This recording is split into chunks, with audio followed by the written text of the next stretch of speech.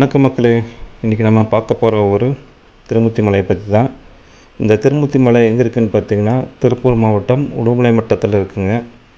இந்த கோயிலோட புராதன சிறப்புன்னு சொல்ல வந்தால், ஒரு சில ஆயிரம் ஆண்டுகளுக்கு முன்பு அத்தாரி மகரிஷியும் அவங்க மனைவி அனுஷா தேவியும் இங்கே வந்து தவம் புரிஞ்சதாகவும், அவங்க தவத்தில் மெச்சி சிவா, பிரம்மன், விஷ்ணு 3 பேரும் நேரில் வந்து காட்சி அளித்ததாகவும் அவங்க பக்தியை சோதித்ததாகவும் சொல்லுவாங்க.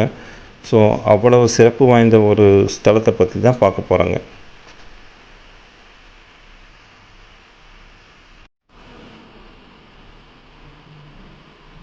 இந்த திருமூர்த்தி மலை எங்கே இருக்குதுன்னு பார்த்திங்கன்னா, மேற்கு தொடர்ச்சி மலைகளோட ஆனைமலை மலைத்தொடரோட ஓரத்தில் தான் அமைஞ்சிருக்குதுங்க.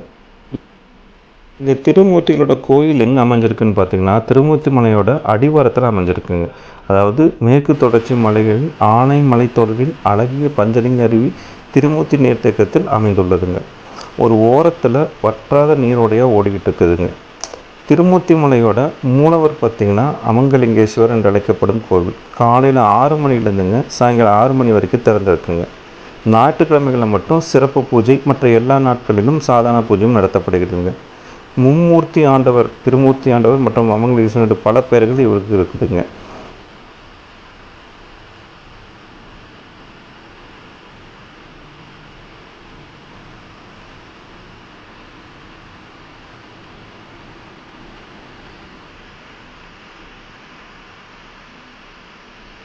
இந்த இடத்தோட ஒரு சிறப்போ இல்லை இதை ரசிக்கணும்னு முடிவு பண்ணிட்டிங்கன்னா வார நாட்களில் போங்க. வார கடைசியில் போனீங்கன்னா கொஞ்சம் கூட்டமாக இருக்கும். அதே மாதிரி அந்த இடத்துல பார்த்திங்கன்னா காட்டுக்குரங்குகள் வந்து கொஞ்சம் அதிகமாக இருக்கும். ஸோ அதனால் அதுக்கு அந்த உணவளிக்கிறது அதெல்லாம் தவிர்த்துட்டு நீங்கள் போய் உங்கள் சுற்றுலாவை என்ஜாய் பண்ணலாம். அருவிக்கு பக்கத்தில் நீர்மட்டம் வந்து கொஞ்சம் அதிகமாக இருந்ததுன்னா உள்ளே விட மாட்டாங்க. ஸோ அதுக்கு போகிறதுக்கு முன்னாடி அங்கே எப்படி சுச்சுவேஷன் இருக்குங்கிறது கேட்டுட்டு போனீங்கன்னா நீங்கள் அந்த பஞ்சலோக அருவியும் என்ஜாய் பண்ணலாம்.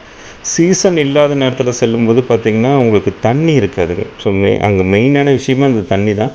ஸோ அதனால் நீங்கள் சீசன் எப்படி இருக்குன்னு கேட்டுட்டு போனீங்கன்னா இன்னும் நல்லாயிருக்கும்.